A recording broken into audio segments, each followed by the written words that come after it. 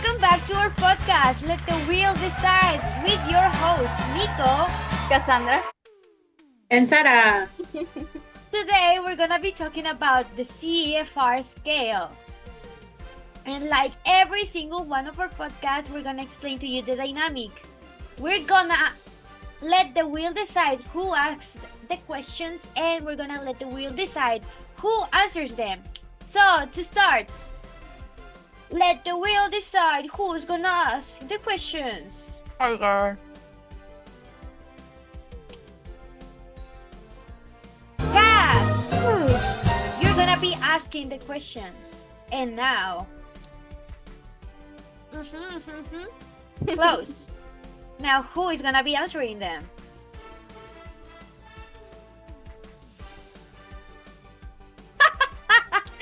Oh my god. I'm gonna do it again. I'm gonna do it again. That's my bestie.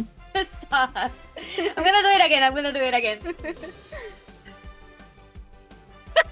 Imagine. No. Okay, I'm gonna be answering them. Good. Okay, Nico. Uh-huh. The first question is, what is the CEFR and why is it important for our language teaching profession?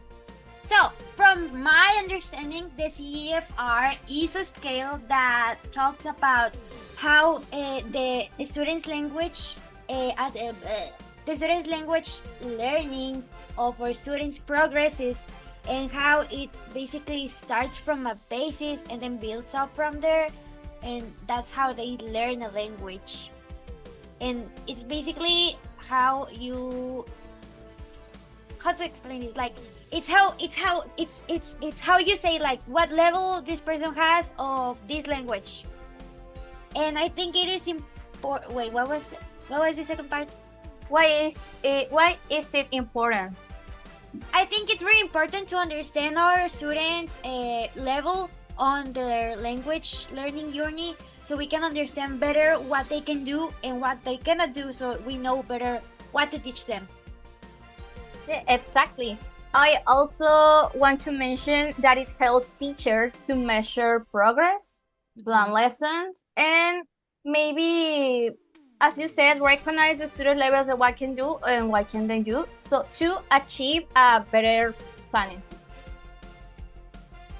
Very good. Okay. So smart. So smart. Mm-hmm. And the second question. Okay, It's for the- the second one, Now. let the wheel decide. Oh wait, I shouldn't have deleted my name. Let the wheel decide who's gonna ask the second question.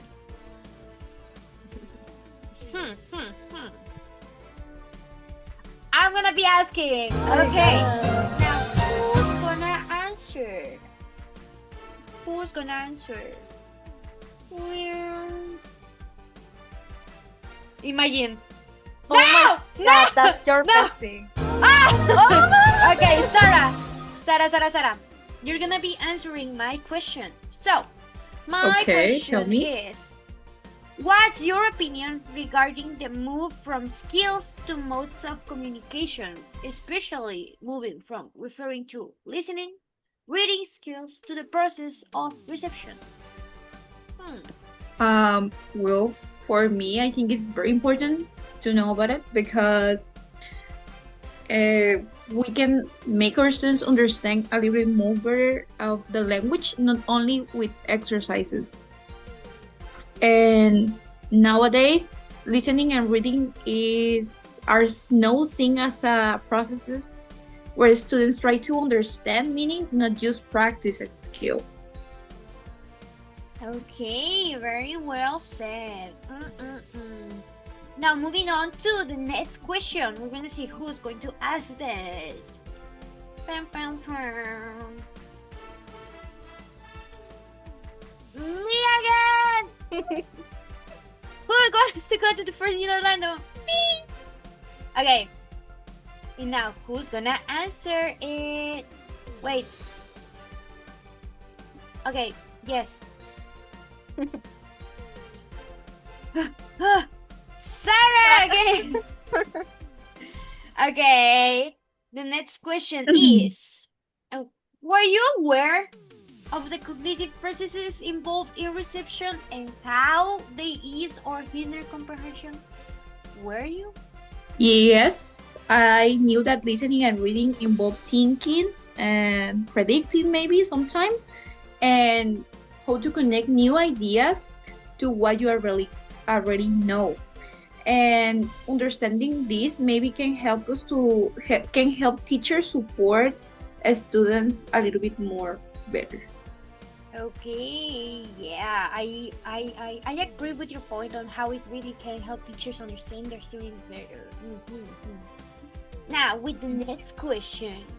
Wait, since Sarah answered 2 times, then she can answer anymore, right? She cannot answer anymore, Uh-huh. but this is about who asks. Oh, no, So yeah. this one we're I gonna was just delete. clarifying. I was Yes. just clarifying. Okay, Mhm. no, I'm not asking anymore. No! No! Leave me alone! I don't ask anymore. Close. Move.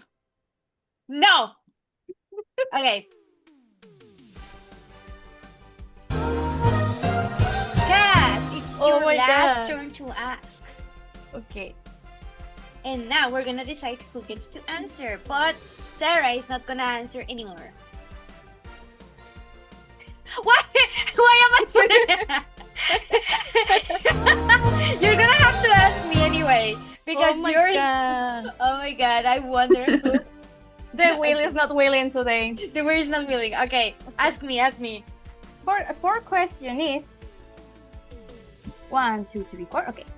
How effectively have you used context to help students develop better reading, listening skills? Were you aware of the discussed issues in this unit?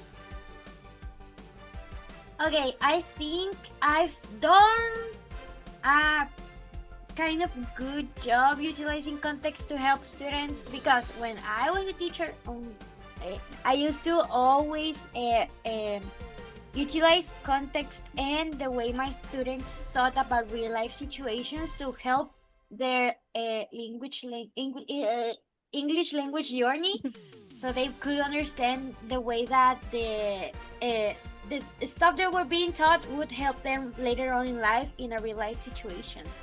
But I think the stuff I've learned in this unit can really help me better my strategies for the future when I want to take into consideration these kinds of activities so that I can do a better job. Exactly. It was the perfect jump between some subconscious and conscious. Exactly. Mhm. You know So- that. Okay, I won't ask. Wait, who are we missing from asking? Sarah, you haven't asked. Now it's your job. Sarah. Wow. your job. Okay. And who's missing from answering? Cass. Cass. Okay, you're gonna ask Cass. Mhm. Okay. Cass, how do you help your students get or use background knowledge effectively? And were you aware of its importance? Well, I have never teach a class as an English teacher, but I see that our teachers activate your prior knowledge by questions, brainstorming, or short discussions, making simple questions. What do you know about this? And it's something something small related to the new content, and I think this makes easier to connect to the new information with what we already understand. I wasn't really fully aware of the importance of this, but after this unit, I realized that it plays a really, really big role in comprehension. I see your point. I like your answer. Okay. So the last question is, how has this unit changed your understanding of reception and how listening and reading occur in your mind and your students' minds? Okay. Are there new decisions to make on your next lesson plan? This unit has changed everything. At first, I wasn't really aware of what were their reception skills or reception strategies. I had no idea of what were they called. I knew they existed, but cookies barking a lot. Wait. Okay. I wasn't really aware that they had a name and they were active processes, but it helped me see clearly how we process information, how students process information, how to help them. And for my next lesson plans, I think I will include activities that activate prior knowledge and guide students to use context while listening and reading, of course. Okay, I like your answer.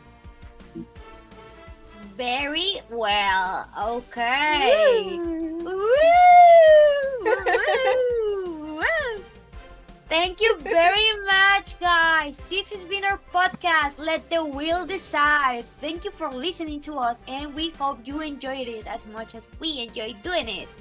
Thank you. Thank you.